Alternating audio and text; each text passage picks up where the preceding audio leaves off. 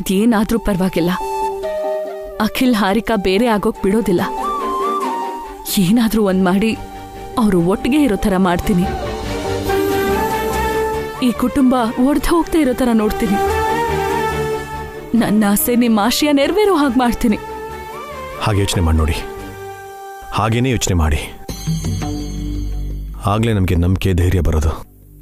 ಆಸೆ ಪಟ್ರೆ ಅವಕಾಶ ಹುಟ್ಟುತ್ತೆ. ನಾವು ಗೆಲ್ತೀವೋ ಸೋರೆ. ನಾಳೆಯಿಂದ ನಾವ ಚಾಮುಂಡೇಶ್ವರಿ ಜೊತೆ ತುಂಬಾ ಹುಷಾರಾಗಿರ್ಬೇಕು ರೀ. ಅವಳ ನೆರಳು ಕೂಡ ಹಾರಿಕಾ ಮೇಲೆ ಬೀಳೋದಕ್ ಬಿಡಬಾರ್ದು. ಹಾರಿಕಾ ಮನ್ಸನ್ನ ಕಾಪಾಡ್ಕೋಬೇಕು. ಹಾಗೆ ಮಾಡೋಣ ಸೋರೆ. ಫಸ್ಟ್ ನೀವು ಧೈರ್ಯವಾಗಿರಿ, ಕಾನ್ಫಿಡೆಂಟ್ ಆಗಿರಿ. ನೀವು ಡಿಪ್ರೆಸ್ ಆದ್ರೆ ಈ ಫ್ಯಾಮಿಲಿ ಪೂರ್ತಿ ಡಿಪ್ರೆಸ್ ಆಗುತ್ತೆ. ಇಲ್ಲ ರೀ, ಧೈರ್ಯವಾಗಿರ್ತೀನಿ. ಇನ್ಯಾವತ್ತೂ ಹೀಗೆ ಬೇಜಾರು ಮಾಡ್ಕೊಳ್ಳಲ್ಲ. ಯಾವ ಸಮಸ್ಯೆ ಎದುರಾದ್ರೂ ಫೇಸ್ ಮಾಡ್ತೀನಿ. ಅಖಿಲ್ ಹಾರಿಕಾ ಒಟ್ಟಿಗೆ ಇರೋದು ಮುಖ್ಯ. ಅದಕ್ಕೆ ಏನಾದ್ರೂ ಮಾಡ್ತೀನಿ. ಇದೇ ಸ್ಪಿರಿಟ್ ಅಲ್ಲಿರಿ. ನಾನು ನಿಮ್ಮ ಜೊತೆಗೆ ಇರ್ತೀನಿ. ನಮ್ಮ ಫ್ಯಾಮಿಲಿ ಎಲ್ಲ ನಿಮ್ಮ ಜೊತೆಗೆ ಇರ್ತಾರೆ. ನಾವು ಅನ್ಕೊಂಡಿದ್ದನ್ನ ಮಾಡೋಣ.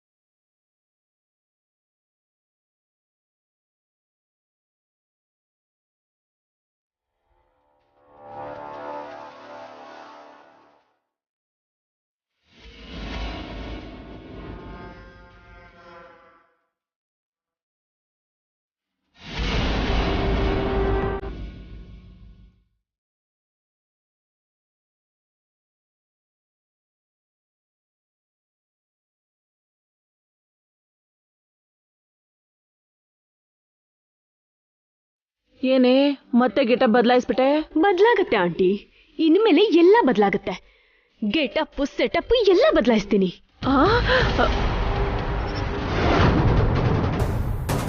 ನನಗ್ ಮೋಸ ಮಾಡದವ್ರನ್ನ ಸುಮ್ಮನೆ ಬಿಡ್ತೀನಾ? ಒಂದ್ ಕೈ ನೋಡ್ಕೋತೀನಿ.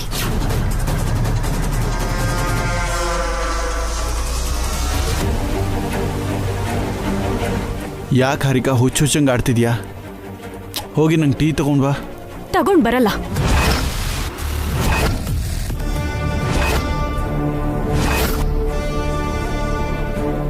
ನಾನೇನಾದ್ರೂ ನಿನ್ ಸರ್ವೆಂಟ ಇಲ್ಲ ನರ್ಸ?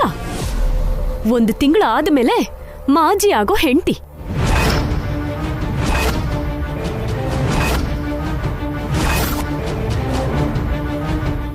ಯಾಕೆ ಹೀಗೆ ಮಾತಾಡ್ತಿದ್ಯಾ ಹಾರಿಕಾ? ಇನ್ನು ಮುಂದೆ ನನ್ನ ಮಾತು ಹೀಗೆ ಇರುತ್ತೆ. ಏನಾಯ್ತು ಹಾರಿಕಾ? ಜ್ಞಾನೋದಯ ಆಯ್ತು. ನನಗಾಗಿರೋ ಅನ್ಯಾಯ ಗೊತ್ತಾಯ್ತು. ಈ ವಸುವ ಕಾಡಿರೋ ಸುಳ್ಳು ಅರ್ಥ ಆಯ್ತು. ಅದು ನಿನ್ಗೋಸ್ಕರನೇ ಮಾಡಿದ್ದು ಹಾರಿಕಾ. ನೀನು ಅಖಿಲ್ ಒಟ್ಟಿಗೆ ಇರ್ಬೇಕು ಅಂತಾನೆ ಮಾಡಿದ್ದು.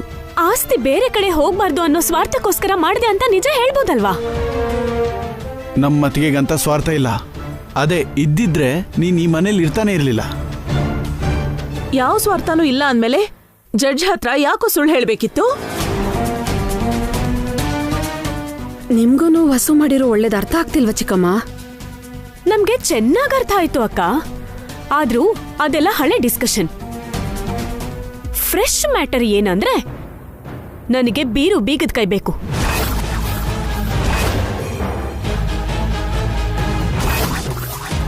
ಈಗ ಬೀರು ಬೀಗದ ಕೈ ನಿನ್ಗ್ಯಾಕೆ?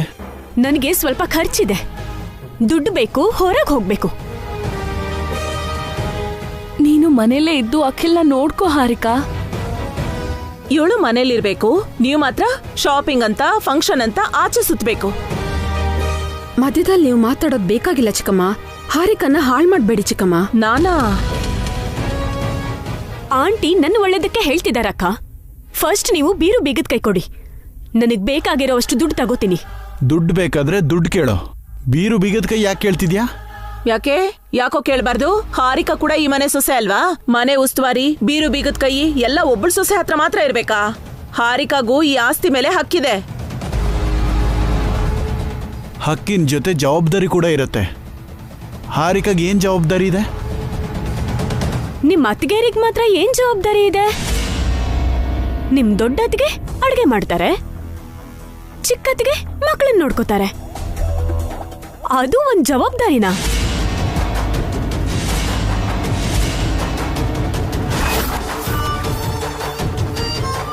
ನೀನ್ ಆ ಕೆಲಸನೂ ಮಾಡ್ತಿಲ್ವಲ್ಲ? ಅಂಥ ಕರ್ಮ ನನಗೇನ್ ಬಂದಿದೆ?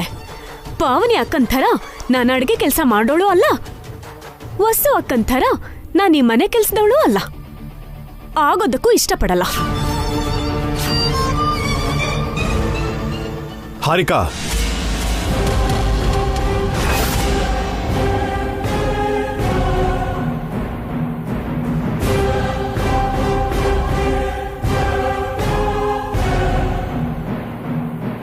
ನಿಮ್ಮ ಅಕ್ಕಂದ್ರ ಬಗ್ಗೆ ಆ ರೀತಿ ಮಾತಾಡೋದು ತಪ್ಪು ಹಾರಿಕಾ.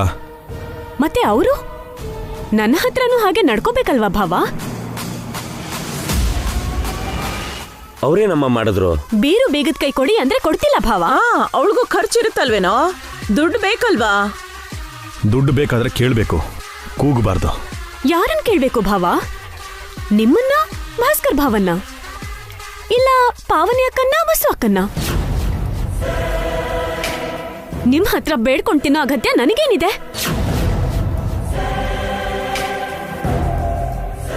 ಲೈಫ್ ಲಾಂಗ್ ನಾನ್ ನಿಮ್ಮೆಲ್ಲರ ಕೈ ಕೆಳಗಡೆ ಇರ್ಬೇಕಾ? ನಿಮ್ ಮುಂದೆ ಕೈ ಚಾಚ್ಬೇಕಾ?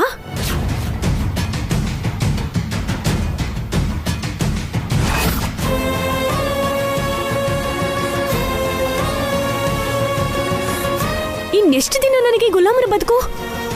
ಎಲ್ರೂ ಒಟ್ಟಿಗೆ ಇರ್ಬೇಕು ಅಂತಾರೆ, ಆದ್ರೆ ಎಲ್ರಿಗೂ ಸಮಾನ ಹಕ್ಕು ಕೊಡಲ್ಲ. ಸಂಸ್ಕೃತಿ ಇವೆಂಟ್ಸ್ ಎಲ್ರದ್ದು ಅಂತಾರೆ, ಆದ್ರೆ ಕೆಲವರು ಮಾತ್ರ ಅಧಿಕಾರ ಚಲಾಯಿಸ್ತಾರೆ. ವೆಯ್ಟ್, ಇವಾಗ ನಿನಗೆ ದುಡ್ಡು ಎಷ್ಟು ಬೇಕು? ಎಷ್ಟು ಅಂತ ನಿಮ್ಮನ್ನ ಕೇಳಿ ಅಷ್ಟೇ ತಗೊಳ್ಳೋ ಅಗತ್ಯ ನನಗಿಲ್ಲ ಭಾವ. ಬೀಗದ ಕೈ ಕೊಟ್ರೆ ನನಗಿಷ್ಟ ಬಂದಷ್ಟು ನಾನು ತಗೋತೀನಿ. ಹಾಗಂತ ನಿನ್ಗಿಷ್ಟ ಬಂದಂಗೆ ಖರ್ಚು ಮಾಡಿದ್ರೆ ಹೇಗಮ್ಮ? ಯಾಕೆ ಭಾವ? ಕೋರ್ಟ್ ಗಡುವು ಆಗೋವರೆಗೂ ನಾನು ಈ ಮನೆಗೆ ಸೇರ್ದೋಳಲ್ವಾ? ಈ ಮನೇಲಿ ಆಸ್ತಿಲಿ ನನಗೂ ಹಕ್ಕು ಅಧಿಕಾರ ಇದೆ ಅಲ್ವಾ? ಆಸ್ತಿ ಮೇಲೆ ಹಕ್ಕಿದ್ರೆ ಅದನ್ನ ಇಷ್ಟ ಬಂದ ಹಾಗೆ ಖರ್ಚು ಮಾಡೋದಲ್ಲ ಹಾರಿಕಾ, ಅದಕ್ಕೊಂದು ಪದ್ಧತಿ ಇರುತ್ತೆ. ಆ ಪದ್ಧತಿ ಏನು ಅಂತ ಹೇಳಿ ಕಲ್ತ್ಕೋತೀನಿ. ನನಗ್ ದುಡ್ಡು ಬೇಕು ಅಂದ್ರೆ ನಿಮ್ಮನ್ ಕೇಳ್ಬೇಕು, ಅದೇನಾ ಪದ್ಧತಿ? ಮತ್ತೆ ನಿಮಗ್ ದುಡ್ಡು ಬೇಕು ಅಂದ್ರೆ ನನ್ನನ್ನೇನ್ ಕೇಳ್ತೀರಾ? ಇಲ್ಲ ತಾನೆ? ಇದ್ಯಾವ ಪದ್ಧತಿ? ಒಳ್ಳೆ ಲಾಜಿಕ್ ಕೇಳ್ತಿದ್ದಾಳೆ. ಉತ್ತರ ಹೇಳ್ರಪ್ಪ.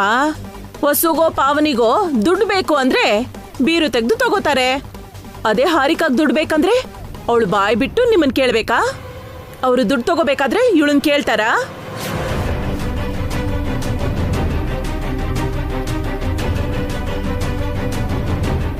ಅತ್ತಿಗೆ ಆಗಲಿ ಹೊಸವರಾಗಲಿ ನಮ್ಮ ಸ್ವಂತ ಖರ್ಚಿಗೆ ದುಡ್ಡನ್ನ ತಗೊಳ್ಳಲ್ಲ.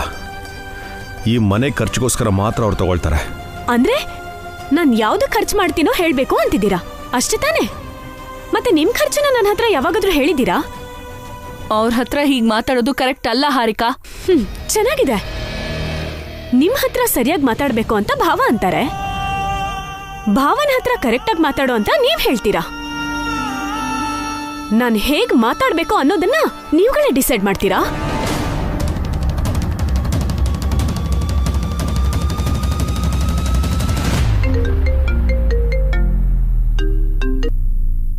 ಹಲೋ, ಆಫೀಸ್ಗೆ ಹೊರಟಿದ್ದೀನಿ.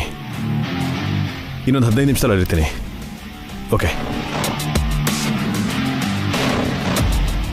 ನೋಡು ಹಾರಿಕಾ, ನಿಮ್ಮಮ್ಮ ನಿಮಗೆ ಇನ್ಫ್ಲುಯೆನ್ಸ್ ಮಾಡಿದ್ದಾರೆ. ಅವ್ರ ಮಾತನ್ನ ಕೇಳಕ್ಕೆ ಹೋಗ್ಬೇಡ. ಮಧ್ಯದಲ್ಲಿ ಅವ್ರ ಅಮ್ಮ ಏನೋ ಮಾಡಿದ್ರು ಅಭಿ? ಇಲ್ಲಿ ಇಲ್ದಿರೋ ವ್ಯಕ್ತಿ ಬಗ್ಗೆ ಯಾಕೋ ಮಾತಾಡ್ತೀರಾ? ಇದೆಲ್ಲ ಅವರಿಂದಾನೇ ಆಗಿದ್ದು. ಅವ್ರು ಬರೋಕ್ಕೂ ಮುಂಚೆ ಹಾರಿಕಾ ಚೆನ್ನಾಗೇ ಇದ್ಲು. ಅವ್ರು ಬಂದು ಹಾರಿಕಾ ತಲೆ ಕೆಡಿಸಿದ್ದಾರೆ. ನೀವು ನನ್ಗೆ ಏನ್ ಬೇಕಾದ್ರೂ ಹೇಳಿ ಭಾವ, ನನ್ ಮಮ್ಮಿಗೇನಾದ್ರೂ ಅಂದ್ರೆ ಸುಮ್ನಿರಲ್ಲ. ಏನೇ ಮಾಡ್ತೀಯಾ? ಎಲ್ಲ ನಿಮ್ಮಮ್ಮನೇ ಮಾಡಿದ್ದು. ನಿನ್ನ ಹಾಳು ಮಾಡುತ್ತಿದ್ದಾರೆ. ಅಖಿಲ್, ನೀನ್ ಸುಮ್ಮನೆ ಇರು. ಏನು ಅಂದ್ರೆ ಭಾವ, ನಿಮ್ಗೆ ಆಫೀಸಲ್ಲಿ ಇಂಪಾರ್ಟೆಂಟ್ ಕೆಲಸ ಇದೆ ಅನ್ಸುತ್ತೆ. ನೀವು ಹೊರಡಿ, ನಾನು ನೋಡ್ಕೋತೀನಿ.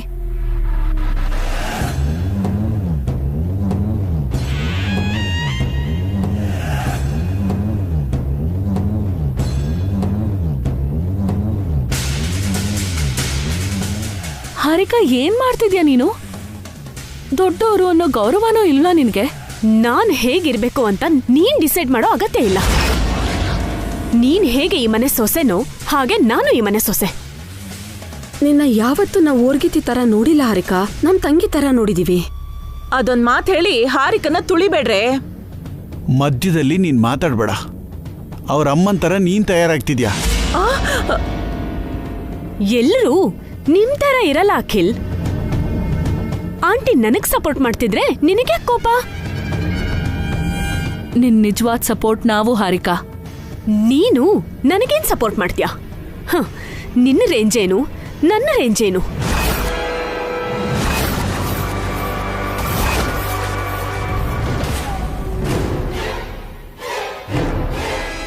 ನೀನು ನರ್ಸರಿಲಿ ಮಣ್ಣು ಕಲಿಸ್ತಿದ್ದೋಳು ಅನಾಥೆ. ಆದ್ರೆ ನಾನು ಕೋಟ್ಯಾಧೀಶ್ವರನ್ ಮನೆ ಮಗಳು. ಬೇವರು ಸುರಿಸ್ದೆ ಬೆಳೆದಿದ್ದೀನಿ. ಹಾರಿಕಾ, ಯಾಕೆ? ನಾನೇನ್ ಸುಳ್ಳು ಹೇಳ್ತಿದ್ದೀನಾ? ಈ ಮನೆಗೆ ನಾನ್ ಹೇಗ್ ಬಂದೆ, ಇವಳು ಹೇಗ್ ಬಂದ್ಲು? ಇವಳ ತರ ನಂದು ಗತಿ ಇಲ್ದೆ ಆಗಿರೋ ಮದ್ವೆ ಅಲ್ಲ, ಹೆಮ್ಮೆ ಪಟ್ಕೊಂಡ್ ಆಗಿರೋ ಮದ್ವೆ.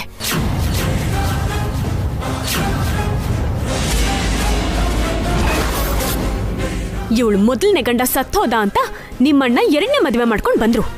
ಆದ್ರೆ ನಂದು ನಿನ್ ಜೊತೆ ಮೊದಲನೇ ಮದ್ವೆ. ನಾನೇನು ಸೆಕೆಂಡ್ ಹ್ಯಾಂಡ್ ಅಲ್ಲ.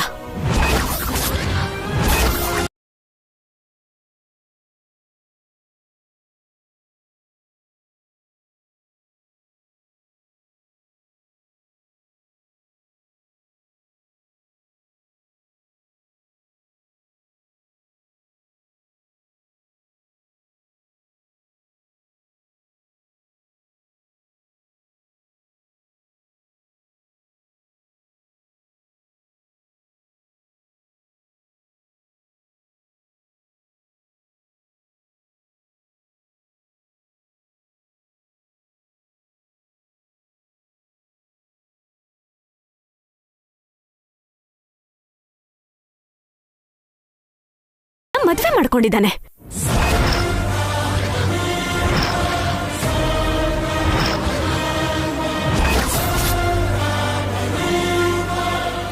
ಹದ್ಮೀರ್ ಮಾತಾಡ್ತಿದ್ಯಾ ಹಾರಿಕಾ. Mind your tongue. ನನ್ನ ಲೈಫಲ್ಲಿ ಇವಳು ಬೆರಳಿಟ್ಟ ಮೇಲೆ ಅವಳ ಲೈಫ್ ಬಗ್ಗೆ ನಾನ್ ಬೆರಳೆತ್ತು ತೋರಿಸ್ಬಾರ್ದಾ? ಇದು ಎಲ್ಲ ನಿನ್ನಿಂದ ನಿಮ್ಮ ಅಣ್ಣನಿಂದಲೇ ಆಗಿದ್ದು. ನೀವು ಮೂವರು ಸೇರಿ ಅವಳ ತಲೆ ಮೇಲೆ ಕಿರೀಟ ಇಟ್ಟು ಸಿಂಹಾಸನ ಹಾಕಿ ಕೂರ್ಸಿದೀರಾ. ಅದ್ರಿಂದಲೇ ಇವಳು ತಲೆ ಮೇಲೆ ಕೊಂಬು ಬಂದಿದೆ. ಪೊಗುರು, ಗರ್ವ, ಅಹಂಕಾರ ಎಲ್ಲ ಬಂದಿದೆ.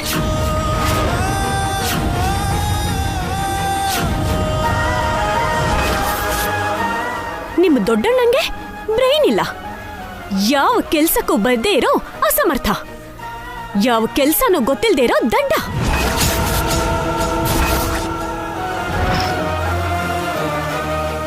ನನ್ನ ಬೇಡ ಅಂತ ಅವನನ್ನ ಆ MD ಚೇರಲ್ಲಿ ಕೂರ್ಸಿದ್ದೀರಾ. ಇನ್ನು ನಿಮ್ಮ ಅಣ್ಣ ಅನ್ನಿಸ್ಕೊಳ್ಳೋ ಎರಡನೇ ಅಣ್ಣ. ಮುಂದೆ ಮಹಾ ಮೇಧಾವಿ ತರ ಅನ್ಕೊಳ್ತಾ ಒಳಗೆ ಹೆಂಡತಿ ಸೆರಗಿ ಹಿಡ್ಕೊಂಡು ಸುತ್ತಾಡ್ತಾನೆ.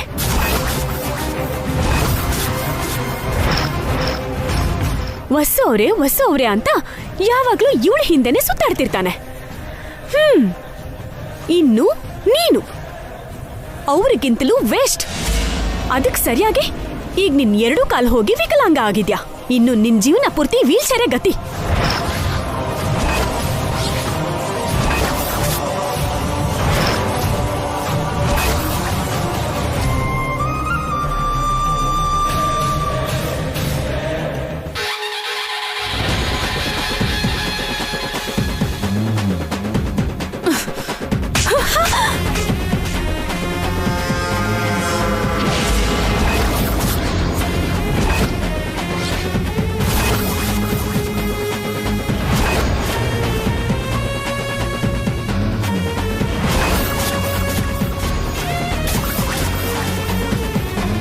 ನನಗೆ ಹೊಡಿತ್ಯಾ? ಸಾಯಿಸ್ಬಿಡ್ತೀನಿ. ಅಖಿಲ್ ಬಗ್ಗೆ, ಅವ್ರ ಬಗ್ಗೆ, ಭಾವನವ್ರ ಬಗ್ಗೆ ಇನ್ನೊಂದು ಮಾತಾಡ್ದೆ ಅಂದ್ರೆ ನಿಂತಿದ್ದ ಜಾಗದಲ್ಲೇ ಹೂತಾಕ್ಬಿಡ್ತೀನಿ.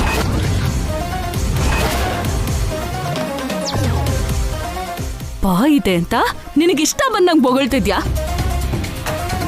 ನನ್ ಬಗ್ಗೆ ಅಂದ್ರೂ ಸೈಲೆಂಟ್ ಆಗಿದ್ದಾಳೆ ಅಂತ ಹೇಳಿ ಈ ಮನೆ ಗಂಡಸ್ರ ಬಗ್ಗೆ ಮರ್ಯಾದೆ ಇಲ್ಲದೆ ಮಾತಾಡ್ತ್ಯಾ? ಚಿಕ್ಕೋಳಲ್ವಾ ಅಂತ ಕ್ಷಮಿಸಿ ಸುಮ್ನೆ ಬಿಟ್ರೆ ಬಾಯಿಗೆ ಏನ್ ಬರುತ್ತೋ ಅದನ್ನೇ ಮಾತಾಡ್ತ್ಯಾ? ನಾಲ್ಗೆ ಸೇಳ್ಬಿಡ್ತೀನಿ. ವಸು ಮತ್ತೆ ಇವಳಿಗೆ ಹೊಡೆದ್ಲು, ವಿಚ್ಛೇದನ ಸಿಗೋದ್ ಗ್ಯಾರಂಟಿ, ಜೀವನಾಂಶ ಸಿಗೋದಂತೂ ಇನ್ನೂ ಗ್ಯಾರಂಟಿ. ನನ್ ಚಿಕ್ಕವಳು ಅಂತ ಅಲ್ವಾ ನನ್ನ ಕೀಳಾಗಿ ನೋಡ್ತಿರೋದು? ಹೊಡೆದು ಬೈದು ಅವಮಾನ ಮಾಡ್ತಿರೋದು. ನೋಡ್ತಾ ಇರಿ, ನನಗೂ ಕೂಡ ಅವಕಾಶ ಸಿಗುತ್ತೆ. ಒಂದು ದಿನ ಈ ಮನೆ ಉಸ್ತುವಾರಿನ, ಆಫೀಸ್ ಅಧಿಕಾರನ ನಾನು ಸ್ವಂತ ಮಾಡ್ಕೋತೀನಿ. ನನಗೋಸ್ಕರ ಯಾರಾದ್ರೂ ಬಂದೇ ಬರ್ತಾರೆ. ನನಗೆ ಬೇಕಾಗಿರೋದನ್ನ ನನಗೆ ಕೊಟ್ಟೆ ಕೊಡ್ತಾರೆ. ಆವತ್ತು ನಿಮ್ಮೆಲ್ಲರೂ ಒಂದ್ ಕೈ ನೋಡ್ಕೋತೀನಿ. ನಿನಗ್ ನಿಮ್ಮಮ್ಮನ್ ಸಪೋರ್ಟ್ ಇದೆಯಲ್ಲೇ, ಸಾಕಾಗಲ್ವಾ? ಸಾಕಾಗಲ್ಲ. ಈ ಬಲ ನನಗೆ ಸಾಲದು, ಇನ್ನೂ ಬಲ ಬೇಕು. ಬರ್ತಾರೆ, ನನ್ನ ಸಪೋರ್ಟ್ಗೆ ಪವರ್ಫುಲ್ ಪರ್ಸನ್ಸ್ ಬರ್ತಾರೆ. ಅವರೇ ನನ್ನ ಸೈನ್ಯ. ಅವರನ್ನ ಮುಂದಿಟ್ಕೊಂಡು ನಿಮ್ಮೆಲ್ಲರನ್ನು ಅಟ್ಟಾಡಿಸದೇ ಇದ್ರೆ ನನ್ನ ಹೆಸರು ಹಾರಿಕನೇ ಅಲ್ಲ. Wait and watch.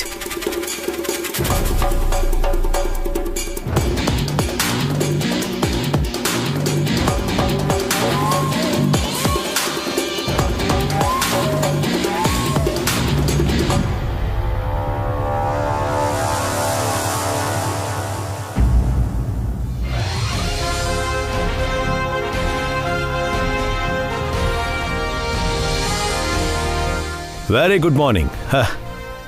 ಕೂತ್ಕೊಳ್ಳಿ ಕೂತ್ಕೊಳ್ಳಿ. ನಿಮ್ಮೆಲ್ರಿಗೂ ಒಂದು ಗುಡ್ ನ್ಯೂಸ್. ಆದಷ್ಟು ಬೇಗ ನಾವೊಂದು ಗೌರ್ಮೆಂಟ್ ಪ್ರಾಜೆಕ್ಟ್ನ ಮಾಡಕ್ಕೆ ಹೋಗ್ತಾ ಇದ್ದೀವಿ. ನಿಜನಾ ಅಭಿ? ಹೌದಣ್ಣ. ಚೀಫ್ ಸೆಕ್ರೆಟರಿ ಅವರು ನನಗೆ ಪರ್ಸ್ನಲ್ ಆಗಿ ಫೋನ್ ಮಾಡಿ ಈ ಈವೆಂಟ್ ಬಗ್ಗೆ ಮಾತಾಡಿದ್ರು. ನಮ್ಮ ಕಂಪ್ನಿ ಬಗ್ಗೆ ಗೌರ್ಮೆಂಟ್ ಅಫಿಷಿಯಲ್ಸ್ ಆ್ಯಂಡ್ ಒಬ್ಬರು ಕ್ಯಾಬಿನೆಟ್ ಮಿನಿಸ್ಟರ್ ಕೂಡ ಇಂಟ್ರೆಸ್ಟ್ ತೋರಿಸಿದಾರಂತೆ. ಅದಕ್ಕೆ ಆ ಇವೆಂಟ್ ನಮಗೆ ಕೊಡ್ತಾ ಇದ್ದಾರಂತ ಗೊತ್ತಾಯಿತು. ಸೊ ಇದು ನಮಗೆ ತುಂಬ important work. It's a prestigious event. ಇದನ್ನು ಗ್ರ್ಯಾಂಡಾಗಿ ಸಕ್ಸಸ್ ಮಾಡಿದ್ರೆ ಫ್ಯೂಚರಲ್ಲಿ ನಮಗೆ ಗೌರ್ಮೆಂಟ್ ಸಪೋರ್ಟ್ ಇರುತ್ತೆ, ಕಂಪ್ನಿಗೆ ಗ್ರೋತ್ ಕೂಡ ಸಿಗುತ್ತೆ. ಓಕೆ, ಇವತ್ತೇ ಆ ಇವೆಂಟ್ ಫೈಲ್ ನಮ್ಮ ಹತ್ರ ಬರುತ್ತೆ. ಬಂದ ತಕ್ಷಣವೇ ವರ್ಕ್ನ ಸ್ಟಾರ್ಟ್ ಮಾಡೋಣ. ಎಲ್ಲರೂ ಚೆನ್ನಾಗಿ ಕೆಲಸ ಮಾಡಿ. ಸರ್, ನಿಮ್ಮನ್ನ ಭೇಟಿ ಮಾಡೋದಕ್ಕೆ ಆದಿತ್ಯ ಇವೆಂಟ್ಸ್ ಚೇರ್ಮನ್ ಆದಿತ್ಯ ಅವರು ಮತ್ತೆ ಅವ್ರ ತಂದೆ ಆನಂದರಾವ್ ಅವರು ಬಂದಿದ್ದಾರೆ ಸರ್.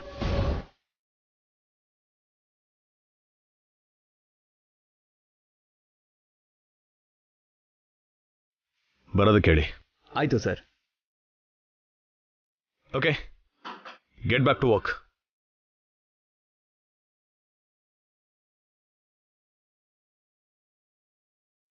ಈಗ ಅವ್ರು ಯಾಕೆ ಬರ್ತಿದಾರ ಅಭಿ?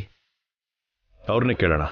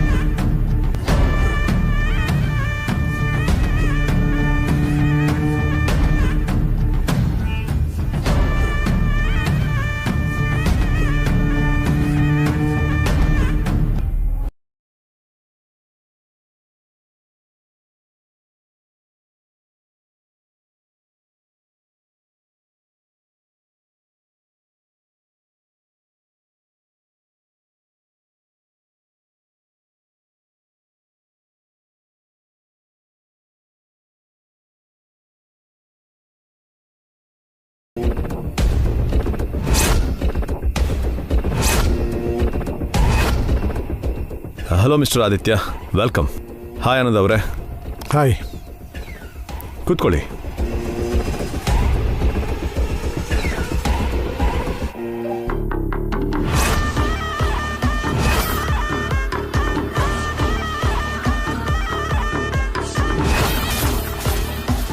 ಹೇಗಿದ್ದೀರಾ ಅಭಿ ಅವರೇ? ಗುಡ್. Very good. ನೀವು ಮತ್ತೆ ಮಾರ್ಕೆಟ್ಗೆ ಬರಲ್ಲ ಅಂತ ಅನ್ಕೊಂಡ್ವಿ, ಆದರೆ ಮತ್ತೆ ಬಂದ್ಬಿಟ್ರಿ. ನಮ್ಮ ಸಂಸ್ಕೃತಿ ಇವೆಂಟ್ಸ್ ಬಾಗಿಲು ಮುಚ್ಚಿಲ್ಲ ಆನಂದ್ ಅವರೇ. ಸ್ವಲ್ಪ ದಿನ ರೆಸ್ಟ್ ತಗೊಂಡಿದ್ವಿ ಅಷ್ಟೇ. ಆ ರೆಸ್ಟಲ್ಲೇ ರೆಸ್ಟ್ ಇನ್ ಪೀಸ್ ಆಗತ್ತೆ ಅನ್ಕೊಂಡಿದ್ವಿ, ಆದರೆ ಬದಕ್ ಬಂದ್ರಿ.